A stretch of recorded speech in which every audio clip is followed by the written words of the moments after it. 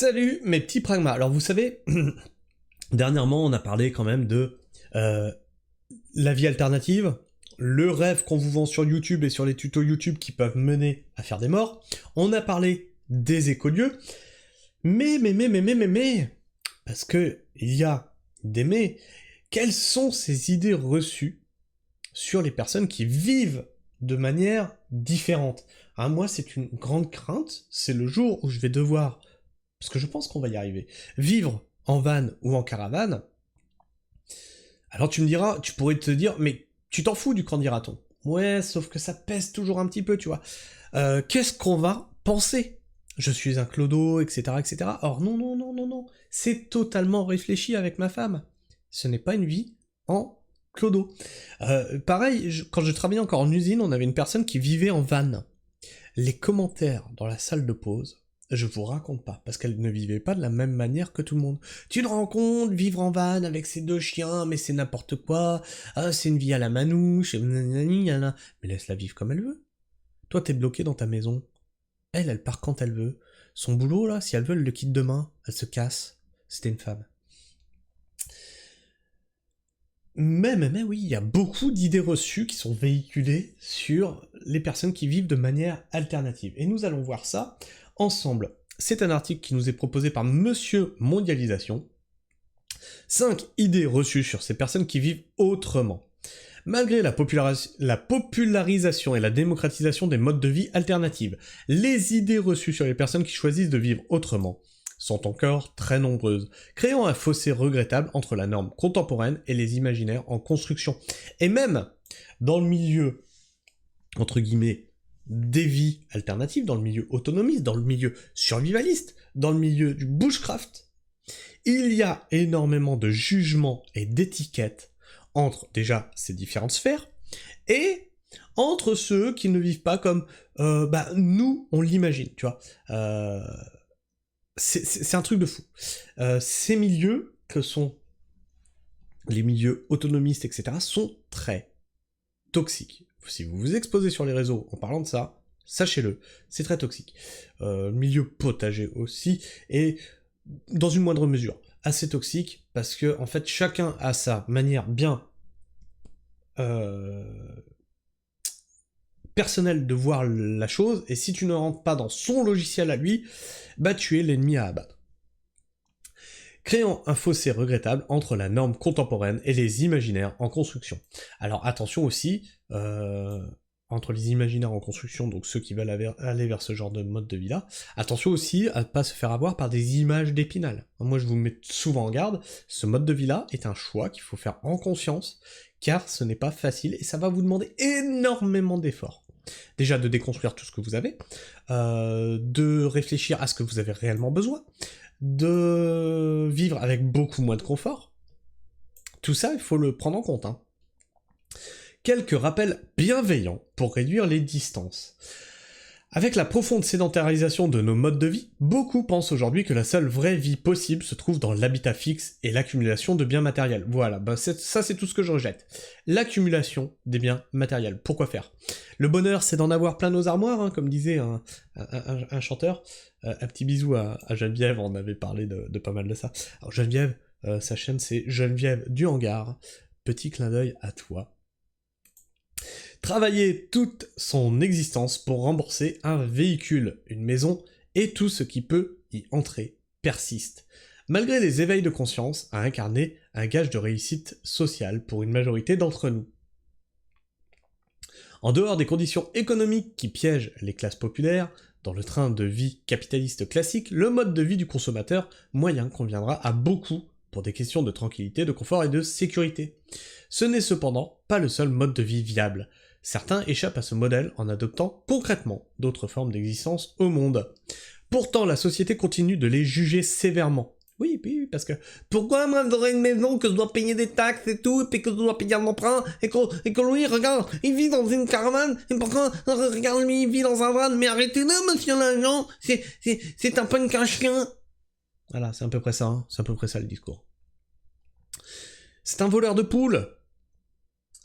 Même si les mentalités évoluent à force de médiatisation, on leur reproche encore souvent de vivre trop en marge, à l'écart, d'être de doux rêveurs ou des profiteurs inactifs. Oh putain, celle-ci, si je l'ai pas eu droit, dans ma famille.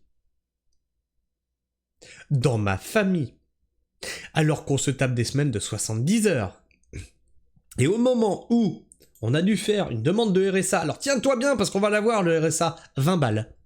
Je vais avoir 20 balles de RSA. Oui, c'est bien, tu profites du système. Hein, tu es un cassos. On me l'a sorti pendant les fêtes de fin d'année. Petit clin d'œil à la personne qui me l'a sorti. Hein, si elle regarde la chaîne, elle se reconnaîtra. Prenons le temps d'observer ces préjugés. Retour sur les préjugés qui empêchent de populariser la démarche et marginalisent parfois négativement ces personnes. 1. Ceux qui vivent de manière alternative sont asociaux. Alors ça peut dépendre. Je suis dans ceux qui sont plutôt ours, c'est-à-dire que j'aime pas trop les rapports humains. Il y a certaines personnes qui ont réussi à me faire ouvrir ma carapace, sinon j'aurais pu finir vraiment comme quelqu'un de vraiment aigri. Ma femme est très sociable par contre, et c'est elle qui crée tout le lien social souvent, et qui me présente les gens qui sont intéressants. En fait, j'ai souvent l'impression de perdre du temps dans la vie réelle, hein, parce que sur les réseaux c'est un peu différent. J'ai souvent l'impression de perdre du temps quand je vais discuter avec des gens qui sont coincés dans ce système. Ils ont, dans leur logiciel de pensée, ils pensent vraiment formaté comme le système. Et je perds du temps à discuter avec eux, c'est inintéressant, ça m'enrichit pas, si tu vois ce que je veux dire. Ceux qui vivent de manière alternative sont asociaux. C'est l'une des idées reçues les plus répandues sur les personnes qui vivent autrement. Ce mythe persistant consiste à dire que ceux qui font le choix de vivre dans un habitat alternatif, mobile ou non, vivent nécessairement coupés du monde. Dans l'imaginaire, persiste cette image d'une cabane isolée au fond des bois où survivent péniblement des individus qui ne seraient plus en mesure de communiquer avec les gens de la société civile. Vivre autrement ne veut pas forcément dire s'isoler de tout. Pourtant, avec l'émergence de la communication de masse et de la facilitation des transports, vivre autrement ne veut pas forcément dire s'isoler de tout. Bien au contraire, aujourd'hui la plupart des individus qui choisissent un mode de vie alternatif le font pour recréer du lien social, source de rapports humains sincères. Par opposition, vivre dans un centre urbain à la démographie dense ne signifie pas forcément être socialement actif. Non. Alors, c'est tout le paradoxe de la vie en ville. C'est être un anonyme dans la globalité. Tu peux être en train de crever sur un trottoir, tu as des milliers de gens qui vont passer à côté de toi, et tu vas en avoir peut-être un ou deux qui vont s'en soucier. En ville, c'est vraiment être invisible en fait. Dans le cas extrême de Tokyo, en dépit d'un accès facilité aux lieux de sociabilisation, l'isolement d'individus est particulièrement remarquable, au point de voir émerger des nouveaux troubles psychologiques. Il n'y a donc pas une seule manière de vivre autrement et d'avoir une vie sociale épanouie. Parmi ceux qui font ce choix, on trouve évidemment les personnes qui vivent sur les routes en tiny house, en van, en camping-car ou encore en camion aménagé. Ces nomades rencontrent continuellement du monde sur les routes, comme sur les lieux d'arrêt. Des communautés se construisent précisément aussi autour du mieux partagé ensemble. Souhaitant revaloriser les moments du quotidien et régler les problèmes inévitables de la vie en collectif, on trouve ces communautés partout en Europe, et celles-ci sont aujourd'hui le plus souvent connectées aux considérations du monde, respectant l'adage « pensée globale, agir local ». Peut-on seulement dire qu'ils quittent la société? Pas vraiment. Ils quittent symboliquement une image d'une certaine société afin de mieux la repenser en profondeur, plus consciemment, et par là même font évoluer celle-ci vers une mixité nouvelle de modes de vie résilients. Les personnes qui vivent autrement sont des utopistes qui reviendront forcément à la réalité un jour ou l'autre. Alors celle-ci aussi on me l'a pas mal dit. Maintenant on a admis que j'avais peut-être raison, vu l'état du monde dans lequel on est. Depuis notre naissance, nous sommes tous inévitablement conditionnés par les structures de la société. Étudier, trouver un emploi, fonder une famille, emprunter. Alors voilà, trouver un emploi, ça c'était un débat que j'ai eu dernièrement. J'ai dit pourquoi j'irais trouver un emploi. Si tu regardes toute ma vie salariée, je n'ai jamais fait plus de 3 ans sauf mon dernier emploi, je n'ai jamais fait plus de 3 ans dans une entreprise. Pourquoi? Parce qu'au début, bah tu apprends des nouvelles compétences, c'est très intéressant, première année. Deuxième année, eh ben, ces nouvelles compétences, tu vas les appliquer, tu vas essayer de t'améliorer. Troisième année, c'est des automatismes et tu te fais chier. Et quand je me fais chier, je m'en vais. Et comme je disais à cette personne, tu vois, ouais, mais tu vois, mes emplois, en fait, je m'en suis toujours plein. Au début, c'est toujours magique, tout va bien, tout va super bien. Et au bout d'un certain temps, tu vois que ça c'est la merde, que lui c'est un con, que machin, que lui t'as pas envie de le supporter mais que t'es obligé de le supporter toute la journée parce que t'es obligé de travailler pendant 8 heures, etc., etc. C'est un putain de calvaire. Étudier, trouver un emploi, fonder une famille. Et pourquoi je retournerais dans un calvaire? Un truc qui me satisfait pas. Je vous ai dit, moi, le salariat, il ne me reverra plus. Quitte à vivre comme un clodo, je m'en fous. Fonder une famille, emprunter, se reproduire, et attendre la retraite en espérant grappiller quelques moments de bonheur et de liberté. Voilà. Et ben c'est exactement tout l'état de pensée qui m'a mené à là où j'en suis. C'est-à-dire que je me suis trouvé enfermé dans une boucle où, effectivement, qu'est-ce qu'il fallait que tu fasses? T'étudies. Je suis sorti de l'école en 3ème pour aller vers un... parce que l'école me faisait chier. Et je trouvais qu'ils approfondissaient pas les sujets, qu'il fallait juste apprendre du par cœur, et que ça me cassait les couilles d'apprendre du par cœur et pas faire de réflexion. Pour aller vers un CAP menuisier. J'ai été très mal orienté, c'est pas ça que je voulais faire. Ensuite, il va falloir que tu trouves un emploi, c'est une obligation. Il faut que tu te mettes en couple et que tu fasses des enfants. C'est une obligation, c'est la société qui te le dit. Fonder une famille, voilà. Emprunter pour acheter ça, qui te colle un boulet au pied, ça c'est dans la balance. On est foutu de le vendre. Prochainement, on est foutu de le vendre. C'est dans la balance, avec ma femme, on l'a dit. Se reproduire, donc faire des enfants. Et oui, parce que si tu ne fais pas tout ça, tu n'es pas quelqu'un d'accompli. Et ensuite, une fois que t'as mis tous ces boulets-là au pied, tu attends la retraite en travaillant dans un travail qui te mine, qui te fait chier, en espérant quelques petits moments de bonheur et de liberté. Et ta maison, finalement, elle te sert à quoi? Elle te sert, quand tu rentres du travail, à bouffer et à dormir. Voilà. T'as besoin d'un lieu pour bouffer et dormir. Est-ce que t'as besoin de 120 mètres carrés pour faire ça? Je ne crois pas, moi. Ce modèle, hérité de l'industrialisation, où l'activité humaine s'est fortement localisée autour des usines, se brise peu à peu en morceaux. La tertiarisation de l'économie, quant à elle, et l'apparition d'une économie du savoir et de l'information, permet à de plus en plus d'individus de tester de nouveaux modes de vie, donc d'habitat. Par revendication écologique pour réduire leur impact sur l'environnement et ou par envie de liberté. Des personnes embrassent une manière alternative de vivre autant qu'une autre conception de la vie. Souvent la question de la simplicité volontaire, véritable fracture avec le modèle consumériste dominant, est au cœur de ce choix.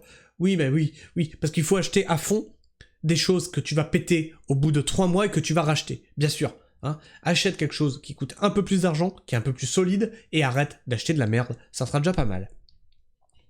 Ces personnes mettent en place parfois, sans le réaliser pleinement, d'autres modèles économiques, écologiques, sociaux qui fonctionnent et se nourrissent entre eux. Encore trop peu médiatisés et trop souvent caricaturés, les modes de vie alternatifs sont pourtant tout à fait viables sur le long terme grâce à l'internet. De nombreux exemples positifs alimentent les blogs et les réseaux sociaux, démontrant que tout est possible. Et là, je vous ai déjà mis en garde de faire attention à ce qu'on vous vend sur YouTube quand même. Hein. Vous avez la façade de ce que les gens veulent bien vous montrer. Attention, ça peut aussi être un danger. Qui dit choix dit cependant renoncement, notamment à tout univers de référence confortable issu de nos années... Une seconde, il y a mon chien qui aboie.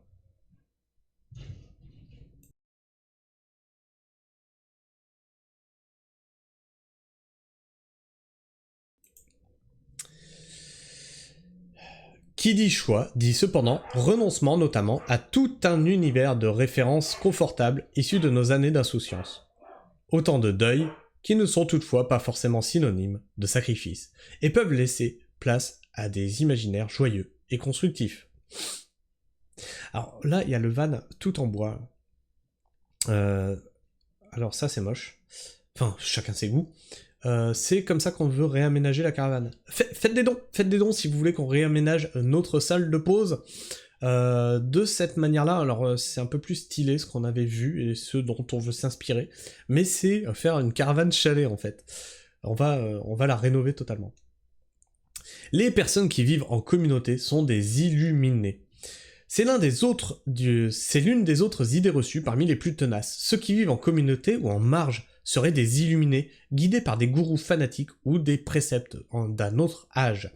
Bref, des éco-terroristes en herbe, qu'on qualifie autant de nuisibles quand ils n'ont pas de moyens, que de bobos écolos quand ils en ont de trop.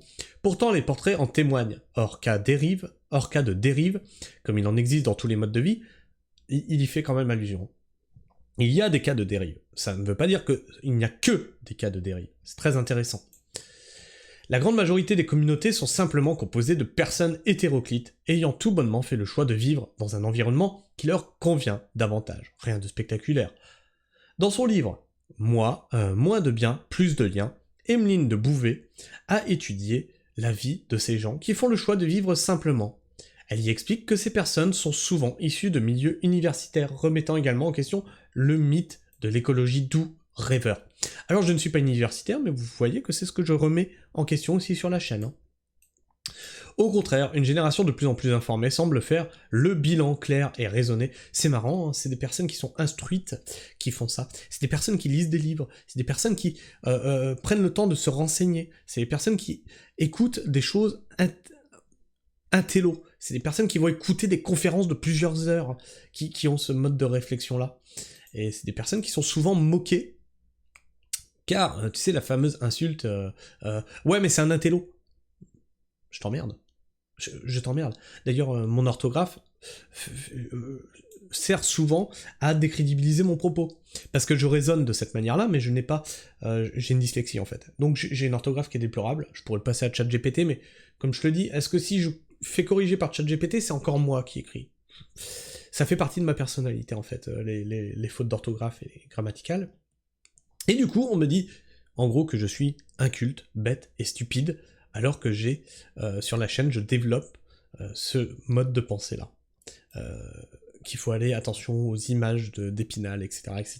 Vous le savez maintenant, vous commencez à connaître ce que je combats sur cette chaîne, et ce vers quoi je tends.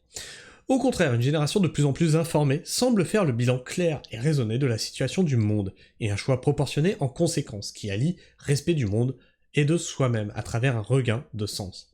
Ils aspirent à un monde plus humain, plus solidaire et plus respectueux du monde vivant. Ceux qui vivent de manière alternative sont des profiteurs. Ah, le fameux. Vous l'avez sans doute déjà entendu, cet argument réducteur qui condamne avant de comprendre. Mais comment font-ils pour vivre financièrement? Encore des profiteurs qui vivent de l'aide sociale. C'est là une croyance terriblement persistante. Vivre de manière alternative ne veut pas dire être inactif, au contraire. La simplicité n'est pas synonyme de facilité. Faites-le, ne serait-ce que 2 semaines pendant les vacances. Essayez de vivre simplement, vous allez voir. Coupe ton téléphone, coupe-toi de tous les réseaux, reste même dans ta maison. Juste, tu coupes l'électricité, tu te coupes la flotte, tu te coupes ton téléphone, tu coupes tout. Essaye. Si c'est facile. Pouvoir faire une croix sur un grand nombre de besoins, choisir un habitat différent ou plus petit, nécessite des sacrifices importants et un réapprentissage de savoir-faire, souvent menacé de disparaître, représentant un véritable atout quant à l'héritage immatériel de nos sociétés. Et vous voyez, des savoir-faire souvent menacés de disparaître, je vous ai parlé de mon terrain de 6000 m², avec la haie bocagère qui avait avancé de 5 mètres dans le terrain, et qu'on s'est amusé c'est un grand mot, à faucher à la main. Pourquoi on a fait ça? Pour réapprendre les savoirs anciens. Réapprendre à affûter une lame. Réapprendre à faucher, parce que la fauche, c'est technique, mine de rien. On a acheté une meule à eau pour aiguiser des outils de façon ancienne, etc., etc. Tous ces savoirs anciens, qui étaient encore il y a 2 générations connues, sont en train de se perdre. En 2 générations, on est en train de tout perdre. C'est un truc de fou. Si on sait aujourd'hui qu'il existe un grand nombre de possibilités... Tiens, merde. La chaîne... Ah, je sais plus son nom. Le Vieux Tilleul. Vraiment, vous voulez voir quelque chose, moi ça me passionne. Allez voir la chaîne Le Vieux Tilleul. C'est un ancien qui vous explique comment il vit. Ça m'a fait penser avec nostalgie à là où j'ai vécu, à côté d'une ferme à l'ancienne, et ce que les anciens là-bas nous expliquaient quand j'étais gamin. Et je disais à mes parents, ouais, mais moi, je finirai pas poubelleur ou fermier. Oui, bah finalement, t'es quoi, connard? Bah paysan. Voilà, bah c'est gagné. Hein, ce que tu disais quoi? Et puis tu es amoureux de ça, bah voilà. Et tu n'as pas voulu écouter ce qu'on t'expliquait. Parce que ce n'est pas comme ça que tu voulais finir. Et donc, ça me rappelle avec nostalgie ce qui m'expliquait là-bas, dans cette vieille ferme quand on allait chercher le lait à pied. Et les conseils que me prodiguait mon grand-père qui est maintenant décédé, ça fait longtemps maintenant, c'est un mixte des deux qui, je vous jure que j'ai une putain de nostalgie. À 40 ans, j'ai vraiment la nostalgie de cette époque-là. Représentant ainsi un véritable atout quant à l'héritage immatériel de nos sociétés. Si on sait aujourd'hui qu'il existe un grand nombre de possibilités de vivre du télétravail, d'autres subsistent par intermittence, des fonds propres, le troc, l'activité saisonnière. Et oui, vous pouvez aller faire les vendanges, les amis. Vous pouvez aller aider des agriculteurs pendant la saison et vous aurez un petit pécule. Vous pouvez aller sur une ferme maraîchère, faire du woofing. Ou payer, peut-être. Ou pour poser votre tiny house. Je connais quelqu'un qui fait ça. Il pose sa tiny house, il travaille dans l'exploitation maraîchère d'à côté, c'est un échange de bons procédés. Et il a des légumes toute l'année par le biais de son travail.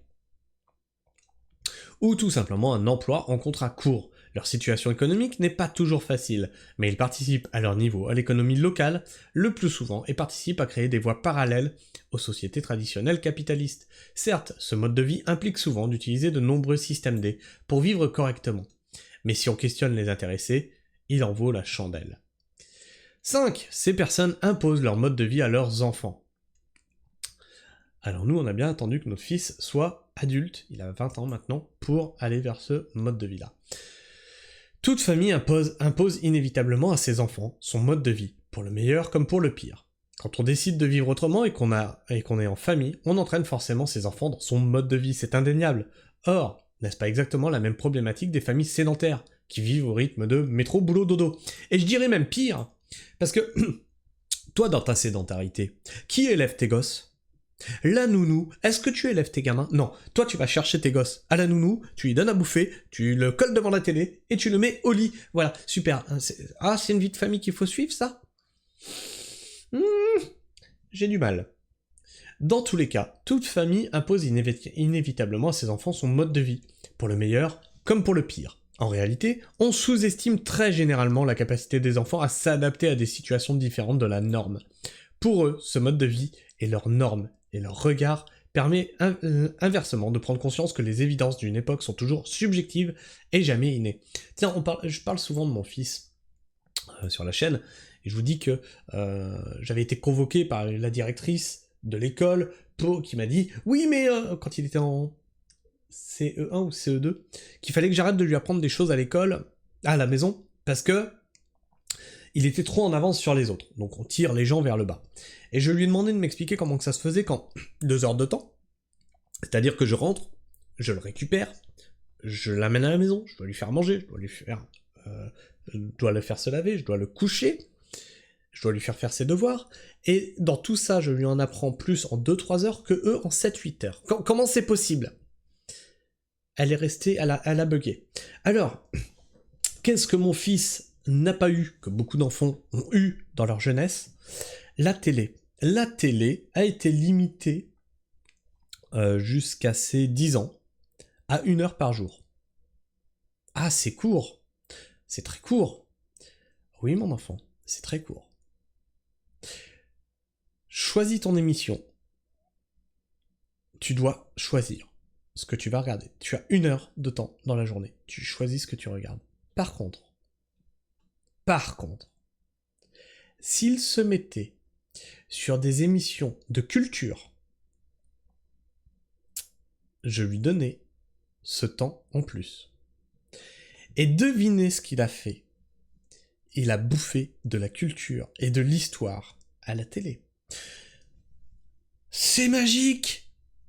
C'est magique. Et il nous apprenait des trucs, parce qu'il avait quand on est jeune, on a une éponge. Il avait les dates, il avait les noms, il avait les personnes qui avaient participé à telle et telle architecture. Voilà. Voilà comment, en regardant la télé, vous pouvez pousser vos mômes à la réflexion, à l'intérêt de l'histoire, à l'intérêt des choses qui font marcher le ciboulot, tu vois. Enfin bref. Je sais pas ce que vous pensez de tout ça. Partagez-moi votre avis et votre opinion dans l'espace commentaire, c'est fait pour ça. Débattez-en entre vous. Dans le respect mutuel, attention, la modération veille, et si c'est pas dans le respect, la modération sévira. En tout cas, vous pouvez, hop, comme d'habitude, tu connais la musique, hop là, tu t'abonnes, tu vérifies que tu es toujours abonné, parce que YouTube s'amuse à en désabonner certains d'entre vous. Tu cloches, tu likes, et surtout très important, tu partages. Si tu aimes mon contenu, partage-le. C'est très important pour le référencement dans l'algorithme de YouTube. Et puis, ça, on va dire, c'est le sub du pauvre, hein, le sub général. Mais si tu apprécies vraiment mon contenu, tu peux aussi faire un don sur ma page Tipeee, ou directement dans l'espace commentaire avec le don merci. C'est un petit cœur comme ça avec une croix au milieu, et je recevrai ton commentaire directement en notification sur mon téléphone portable. Ça s'appelle sur YouTube le Super Thanks. Mais je suis français, je dis le don merci. Voilà. En tout cas, moi je vous fais la bise, prenez soin du sol, et restez pragmatiques.